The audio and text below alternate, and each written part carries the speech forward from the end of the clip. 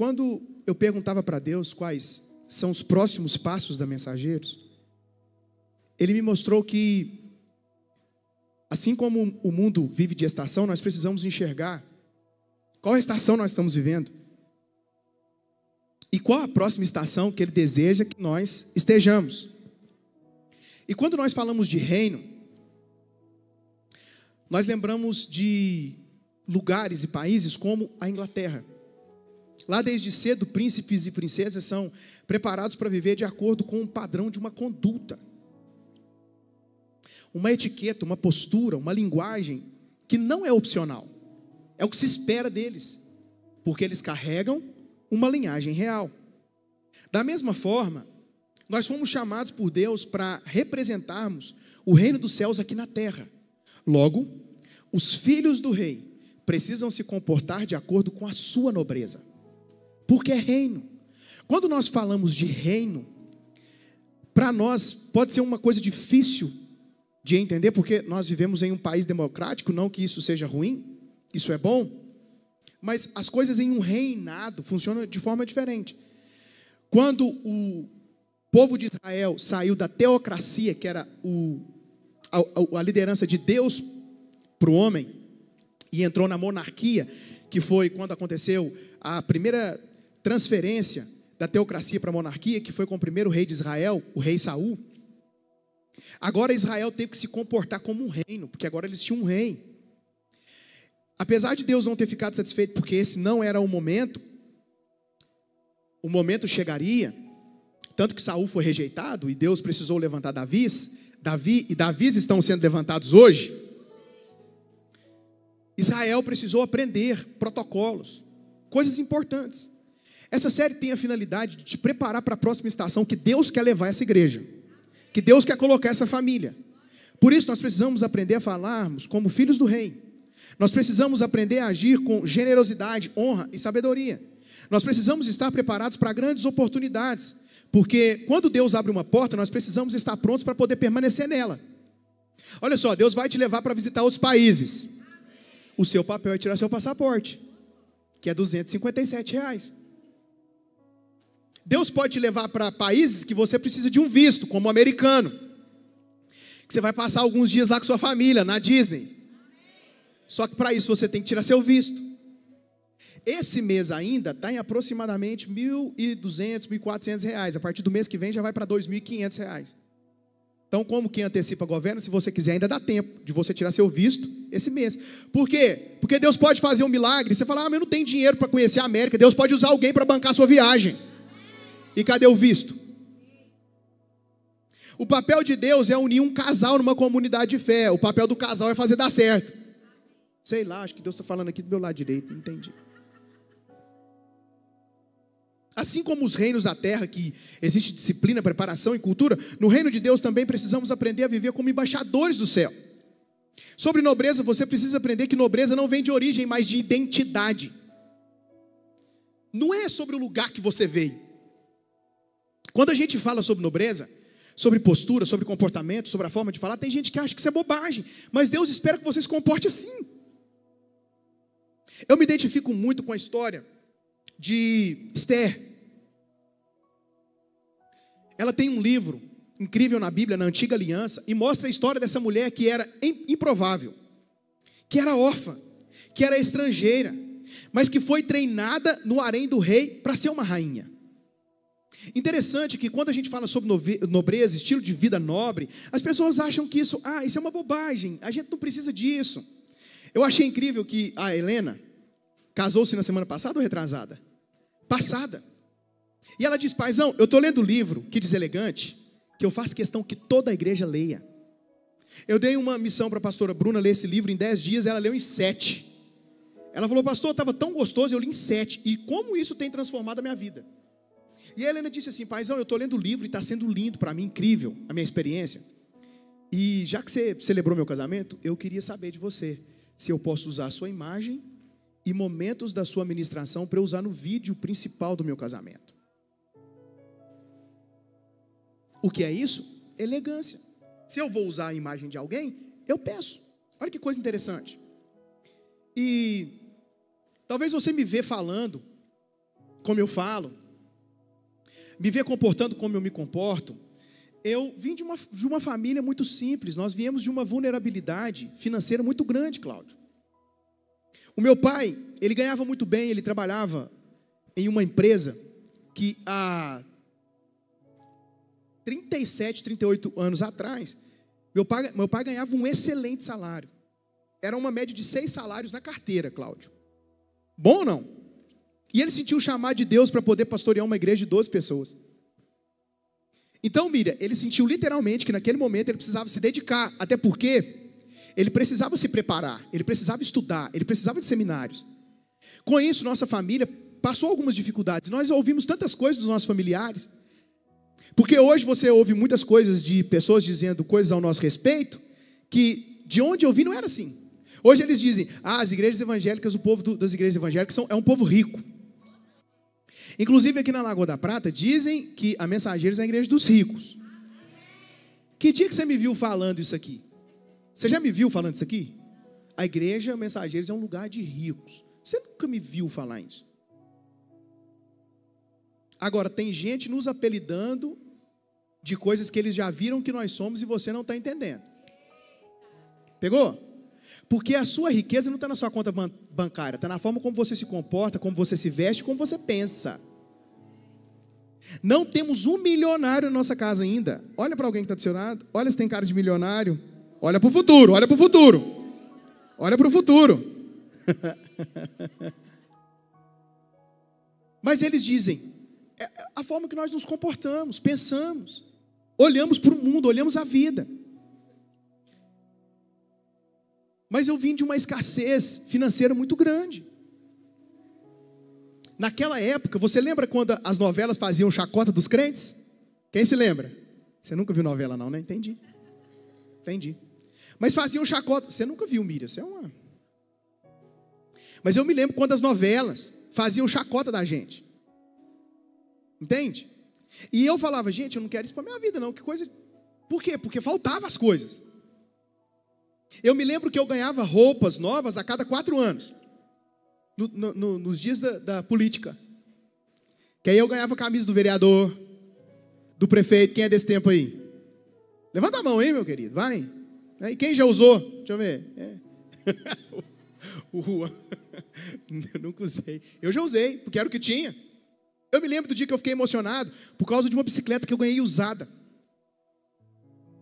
Eu me lembro que eu ia na casa da minha avó, porque não tinha as coisas em casa. Eu falava, vó, a senhora tem um dinheiro para a gente comprar um pão lá para casa? Ela me dava R$1. Isso há 27, 26 anos atrás. Eu chegava na padaria, eles me olhavam e falavam, esse menino está com cara de pão de ontem. Quanto você tem, filho? Aí eu falava, R$1. Eles me davam 10 pães. Mas o pão de hoje era tão bonito. O pão de doce, aquele que parece um caracol. Ele era tão bonito. Aí eu ia lá e eles me davam o pão de ontem. Aí eu perguntava assim, moça, que dia que eu posso comprar o pão de hoje? Ela falava assim comigo, volte amanhã. Que piada ruim, né?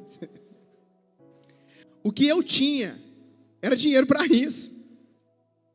E eu voltava para casa. Querido, quem aqui na infância já comeu sucrilhos? Levanta a mão, deixa eu ver.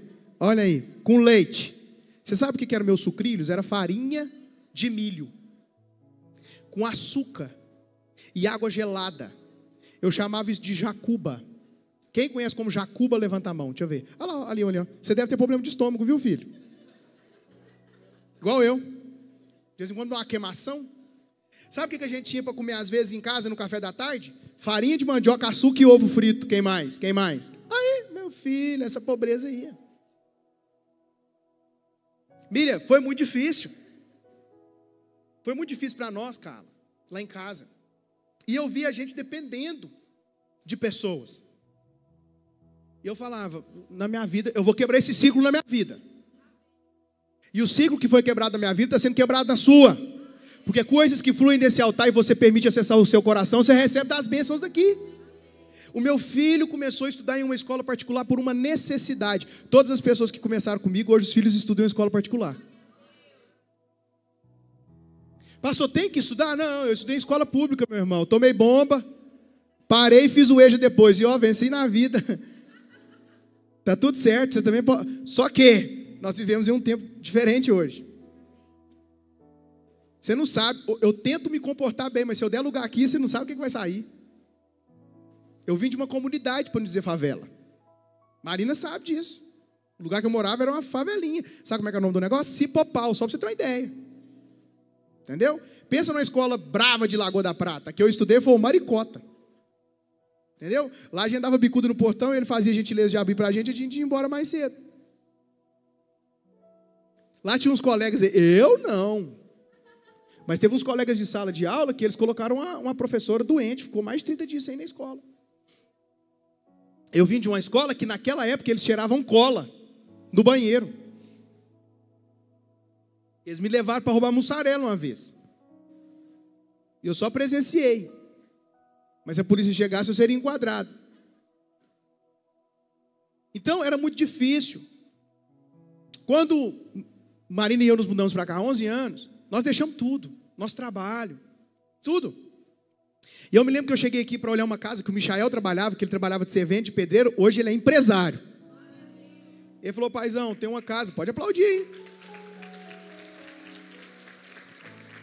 Ele disse, ô paizão, se você quiser, tem uma casa aqui que eu estou morando.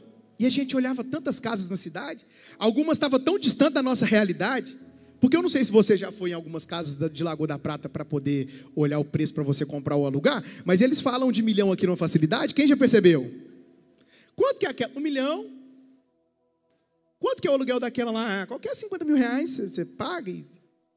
Mas o bom é que eles não duvidam de você. Já percebeu? Você pode chegar lá arrastando chinelo, que eles te levam para conhecer a casa. É porque eles sabem do potencial que você tem. E a gente não dava para morar em algumas casas. O primeiro lugar que eu morei aqui, na segunda noite a Marina falou, pelo amor de Deus, me leva embora para minha casa de novo, eu quero mudar de cidade. O Henrique, eu não quero essa igreja, eu não quero essa casa, eu não quero essa casa. Falei, calma, Marina. Meu irmão me ligava, ô Henrique, que isso aí? Falei, Marcinho, está tendo tiro na porta da minha casa, cara. Onde você morava, pastor? Não vou falar não, está filmando. E aí um cara bateu no portão da nossa casa, pelo amor de Deus, me mata não, não me mata não. E o até hoje que eu te mato, eu vou te matar agora. E pá, no portão. Aquele negócio doido, tiro na porta. Eu falei, meu Deus do céu. O Senhor me mandou para um campo de batalha, Senhor. Passou-se um tempo, meu irmão me ligou e uns barulhos. Pá, pá. Que isso, hein? Foi uns tirinhos aqui na porta de casa. Nada demais, eu acostumei. E eu me lembro que quando a gente foi lá nessa casa, a gente foi almoçar. Quando a gente foi almoçar, nós almoçamos em frente a um restaurante, que eu tenho que levar um presente lá para aquele senhor. Anote isso na sua agenda para mim, meu amor. Quero trazer ele aqui na igreja para ele ver o quanto essa igreja prosperou. E nós fomos almoçar, eu tinha 20 reais. E eu perguntei para ele, quanto que é? Porque quando você não tem recurso, tem que perguntar, né? Ele falou, 10 reais. E um pedaço de carne. Quem aqui na sua refeição come um pedaço de carne? Levanta a mão. Ó, tá aí 1, 2, 3. O resto, irmão. Cuidado com o ácido úrico aí, viu? E hoje eu como tranquilamente. Teve alguém que disse assim, eu como um pedaço de carne. Mas aí eu falei, beleza, vamos almoçar. Eu falei, amor, por favor, Marina, um pedaço, Marina, não erra não. Se você quiser 2, eu te dou o meu. Não erra. Mas aquilo para mim foi um bloqueio muito grande, porque até pouco tempo atrás, nas minhas refeições, no almoço, no jantar, eu deixava a carne por último. E Marina falava assim, por que você deixa a carne por último? Aí eu falava, amor, quando tinha carne na minha casa, era milagre. Então a carne para mim era aquele troféuzão, assim, que eu deixava lá por último para comer a carne. Ela dizia, então hoje você pode comer mais. Pode parar. Por isso que tem coisa na sua vida que você precisa quebrar, que você não sabe por que você está fazendo. Não precisa fazer mais. Quebra isso. Por que eu faço o que eu faço? Às vezes veio lá da sua casa. E aquele pedaço de carne para mim, Mira, foi... Eu não queria aquilo que eu falei, Senhor, será que eu estou vindo para cá fazer a sua vontade, a sua obra? E será que vai iniciar um nível de escassez na minha vida? Uma estação de escassez na minha vida? Será? Eu não tinha problema em comer um pedaço de carne, mas aquilo para mim foi meu Deus. Quando a gente serviu, alguma coisa fez ele chegar perto de nós e você sabe que coisa que é. Não é nem coisa, é uma pessoa. Ele disse assim, ó, você vai comer quantas vezes você quiser e vai pegar a quantidade de carne que você quiser lá, porque eu senti de te falar isso.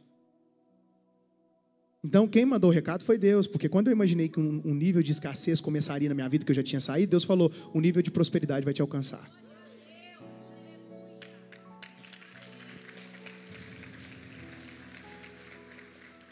E hoje eu como uma vez só, tá tudo certo.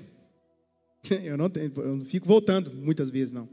Inclusive emagreci 3 quilos, percebeu sim ou não? Tô slim. Eu fui num evento poderoso e um pastor me disse, um amigo meu me disse, pastor Henrique, deixa eu te contar. Às vezes você não está de fora e você não está vendo.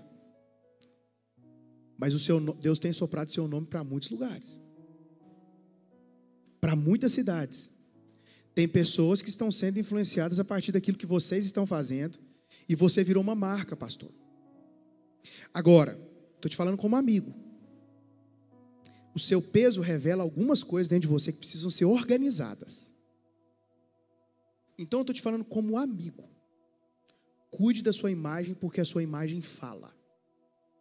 Isso foi em junho. Sei lá, maio. Foi em maio. Aí eu falei assim, amigo, tinha que ser assim na cara, assim?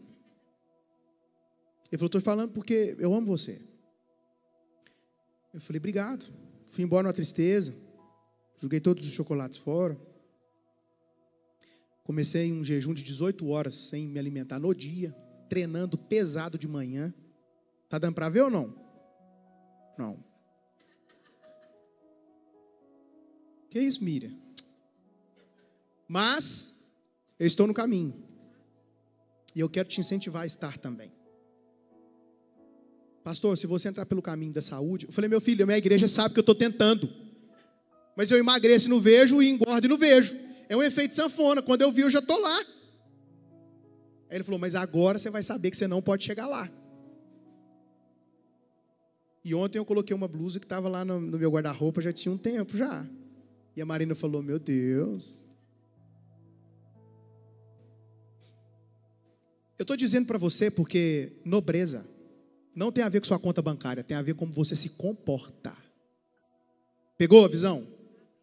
A nobreza não tem a ver com riqueza, apesar de combinar com a riqueza. Mas é como você se comporta. É a forma como você fala, a forma como você se veste, porque a sua roupa amassada está falando. A cor do seu tênis está falando. Quantas vezes você vai lá no salão do João? Salão não. Barbearia. Black House. A forma como você cuida da sua imagem determina onde você pode chegar. As pessoas estão fazendo uma leitura sobre você. Quem aqui já comprou sobre na vida? Levanta a mão bem alto. Quem não sabe o que é sobre? Levanta a mão. Quem não sabe o que é sobre? Levanta a mão bem alto. É pé de galinha, filho, pescoço. Certo ou errado? Uma vez eu cheguei, depois da escola bíblica dominical, eu cheguei depois de um culto de ceia que eu tinha de terno e gravata, Miriam. E eu cheguei num lugar de terno e gravata, a moça disse para mim, e para o senhor? Eu falei, ó. Eu falei, vou pedir sobre, não, hein? Depois de para o senhor, mas o dinheiro não dava um peito de frango, dava para o sobre. No outro domingo, eu voltei, não era ceia na igreja, era escola dominical. Voltei com um chinelão,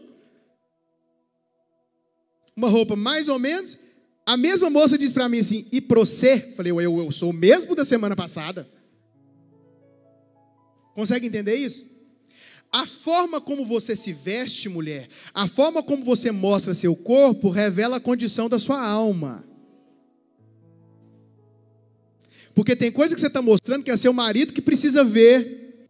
E se ele ainda não é seu marido, é seu namorado. Então o seu namorado vai ver quando ele estiver casado.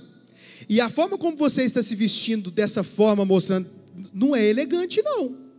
E eu estou falando como um pai espiritual, como um pastor que te ama. Você quer se espelhar? Se espelhe na sua pastora. Olha como ela anda de forma maravilhosa e elegante. A Mel, eu achei que, sabe aquele negócio de menina é mais tranquila, menina é mais tranquila, sabe aquele negócio ou não? Eu achei que a Mel ia ser desse jeito. A Mel é tão delicada. A Mel come de forma delicada. O Benjamin chega lá em casa parecendo só Jesus. Falei, onde esse menino estava? todo sujo, Miriam. A Marina fala assim: Benjamin, vai tomar banho agora que você está fedendo. Você não estava, não era na igreja não, meu filho, o que é isso? A Mel chega em casa plena, vestidinho todo arrumadinho. Falei: meu Deus, quem que essa menina é? É a mãe dela. A Mel não vem para a igreja sem pedir um batom. Passa um batom, mamãe. Feminina. Você pode ser uma mulher de autoridade. Você pode ser uma mulher que exerce liderança. Você pode ser uma mulher que dá destino para as coisas. E tem que ser feminina. Entende isso?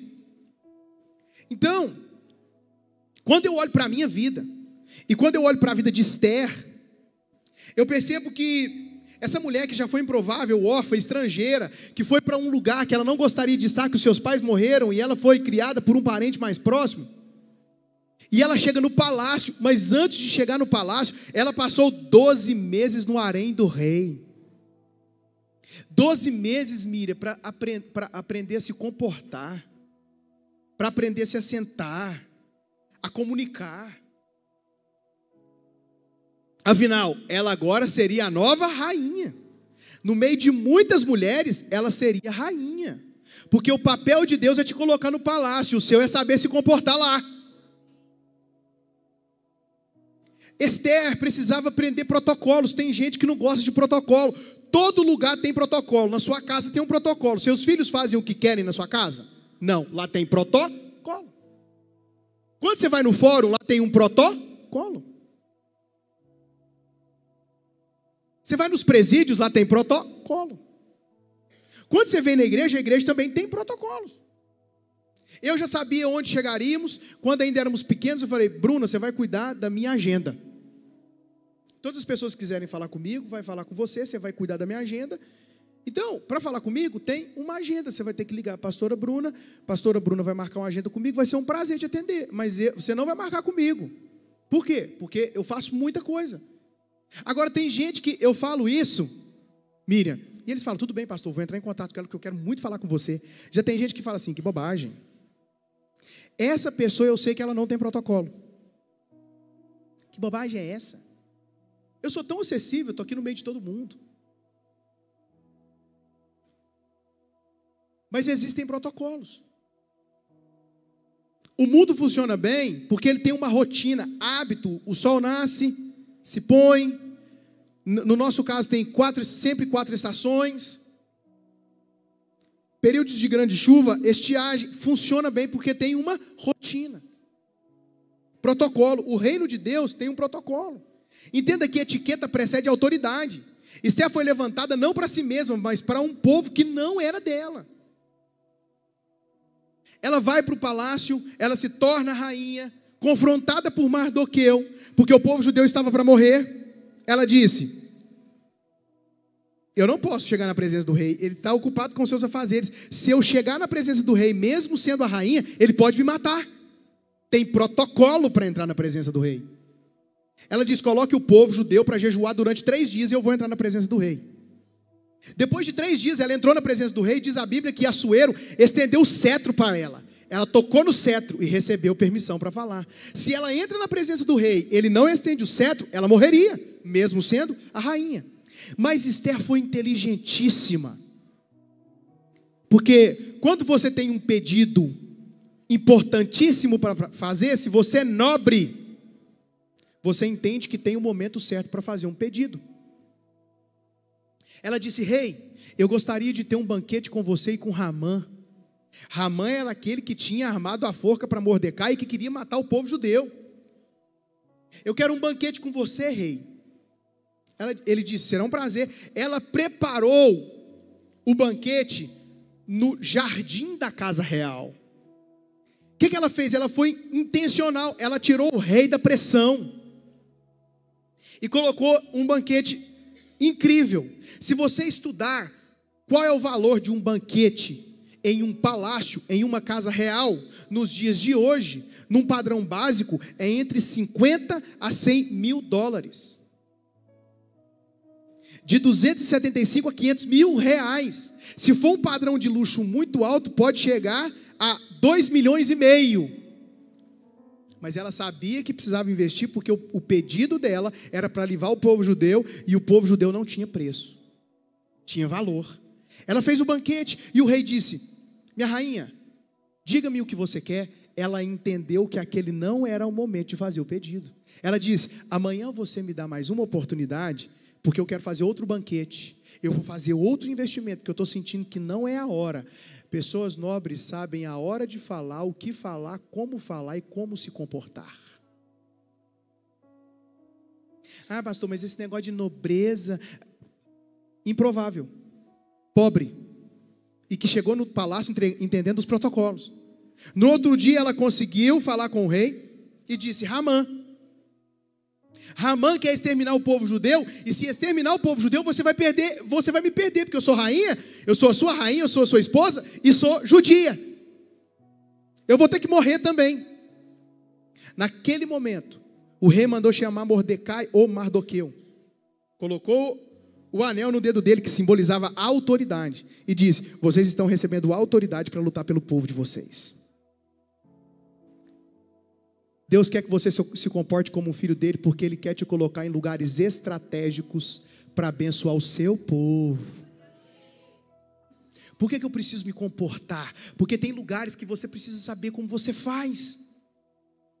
Há 11 anos, Miriam, eu chamei os meninos para fazer um lanche na minha casa. Eu pedi uma pizza para eles, e eles começaram a fazer as refeições e quase pegando com a mão. Falei: esse negócio está errado. Na minha casa, nós fazíamos as refeições de frente para a televisão. Quando eu me casei, falei: Marina, nós vamos fazer nossas refeições na mesa. Você está aqui hoje? Nada de refeição na frente da televisão. A mesa é um lugar de comunhão. Você trabalha fora? Você fica sem seus filhos o dia todo? Sem seu cônjuge? A mesa é uma oportunidade para você alinhar seu dia. Meu amor, como foi seu dia? Como que foi, meus filhos, o seu dia? Fala para o papai, fala para a mamãe. Meu amor, como que foi seu dia? Compartilha como foi seu dia. A refeição é um lugar de você tratar o coração. Não é lugar de ficar se alimentando na frente de TV. Nós tínhamos orientações há anos atrás que a gente não podia ter televisão no quarto. Por que não é que não podia ter televisão no quarto? É porque você entrava para o seu quarto, que era um lugar de você alinhar seu coração, conversar com seu cônjuge. O que você fazia? Ligava a TV. Hoje a TV está desligada, mas o que está ligado? O telefone. Então não é que não podia ter TV no quarto, é que não era conveniente ter TV no quarto, para você ter momentos. Mas quando eu me casei, eu falei: Marina, vai ser diferente na nossa casa, nós vamos fazer as refeições na mesa. Marina prepara a mesa, lá em casa tem mesa posta. Na minha casa não tinha mesa posta, na sua pode ter. E aí eu falei assim para eles: eu nem entendia tanto de etiqueta. Eu falei assim: aqui está o garfo, aqui está a faca, é assim que vocês vão se alimentar a partir de hoje. Eles estranharam, porque isso não fazia parte da cultura deles. Eu falei para eles: Deus vai colocar vocês em mesas poderosas, vocês precisam estar preparados. Há alguns anos atrás, Deus levou o pastor Bruno, o Lucas, o Mateus, o Michael e o Michael Douglas. Foi o Thales? E o Thales. O Michael Douglas gosta só de coisa de profecia, né? Profeta. Levaram os 5. Eles puderam fazer durante 3 dias refeições com os pastores mais influentes do Brasil. E o Lucas, depois das refeições, deixava os talheres assim, em forma de um X. E ele falou assim: paizão, eu achava que estava abafando. Quando eu deixo o talher assim, significa que eu não gostei do prato. E todas as refeições que eu fazia, eu deixava assim. Eu acho que o cara passava e falava assim: mas esse cara não gosta de nada. Thaís, eles falavam assim: pastor, eu ficava procurando feijão. Eu não dou conta de comer sem feijão. Porque quando você vai crescendo, você vai entendendo que você precisa se alimentar para manter seu corpo e saciar a sua fome. Você não precisa se alimentar como se a comida fosse acabar hoje. Sabe aquele negócio? Nossa, vou lá naquele restaurante hoje lá que está numa promoção. Não, mas eu vou falir aquele povo. Entendi.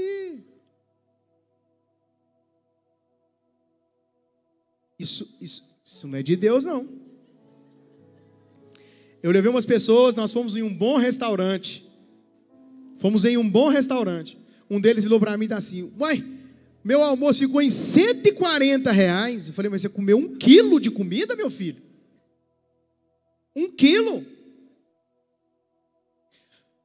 Quando você vai crescendo, você entende que bonito é você desenhar o prato. Porque a forma como você se alimenta revela como você pensa sobre o mundo. Talvez você veio de uma cultura de escassez como a minha, e é natural você se alimentar dessa forma, mas não precisa mais.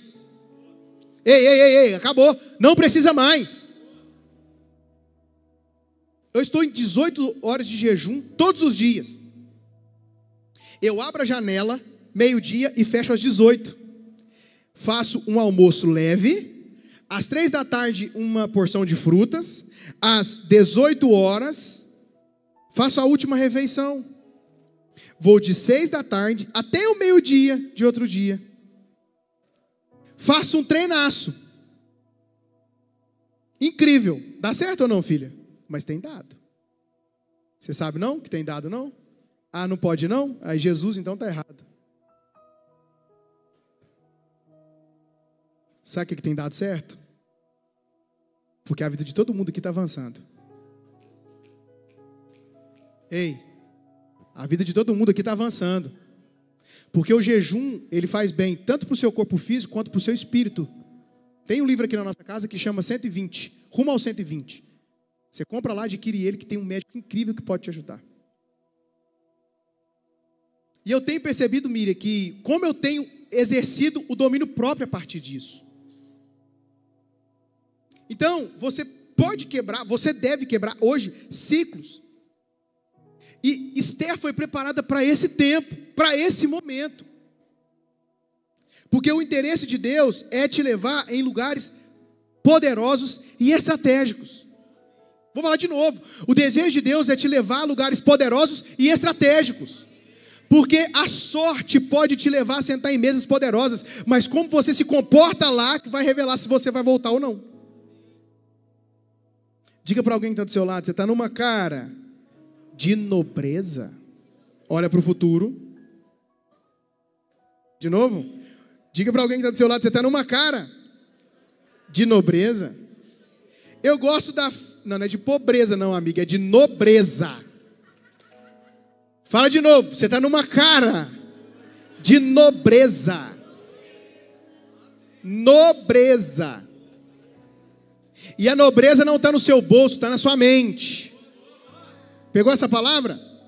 Eu gosto da frase de C.S. Lewis que diz: não é o trono que te faz rei, mas o coração que ele carrega. Não é o trono que faz o rei, mas o coração que ele carrega. Esther foi caminhando na sua vida. Esther foi se desenvolvendo. E Esther pôde cantar essa canção dos dias difíceis, que ela enxergou a mão de Deus. Eu não quero saber de onde você veio, porque eu sei qual é a sua identidade. Você é um filho amado de Deus, e você precisa viver de acordo com a nobreza do seu Pai. Amém? Essa é a próxima palavra que te levará para a próxima estação. Essa é a palavra que te levará para a próxima estação. Essa é a palavra que te levará para a próxima estação. Essa é a palavra que te levará para a próxima estação. Nós podemos ser mais educados. Nós podemos tratar nossos filhos com mais educação. Pessoas nobres geralmente têm a sua presença desejada. Quando você se sentar em uma mesa e você perceber que existem pessoas mais sábias do que você, fique em silêncio. Se você quiser saber qual é a forma de agir, observe como as pessoas se comportam. Eu levei algumas pessoas aqui da igreja, eu fico falando menino, mas eles estão mais barbudos que eu. Eu levei eles para uma experiência em 2 shoppings. Eu levei em um shopping que quando a gente chegou lá, O cheiro dele era incrível. A climatização dele era demais. As pessoas não conversavam alto. As pessoas sabiam se comportar. E eu falava para eles: olha como essas pessoas se comportam na mesa. Olha como elas observam. Observe como essas pessoas se comportam. Depois eu levei em outro shopping. Depois que eu levei em outro shopping, eles falaram: que isso? O estacionamento estava diferente. O cheiro, eles falaram: nosso Deus, que cheiro estranho. E as pessoas conversavam numa altura, um fuzuê. O pastor Bruno fala assim que até os cachorros eram feios. Que os cachorros do outro era mais bonito. Aí eu falei para eles: agora vocês vão observar uma coisa. Aí eu mostrei para eles quando a gente saiu. Qual que é o valor do estacionamento que nós pagamos lá? X. E desde que nós viemos agora? O mesmo valor. Qual que foi o valor da refeição que nós fizemos lá? X. E aqui? O mesmo valor. Até porque tinha os mesmos restaurantes. O que eu mostrei para eles? A questão não está no preço. A questão talvez não está nem no lugar. A questão está em como as pessoas que estão lá decidem se comportar. Você hoje está recebendo uma identidade real.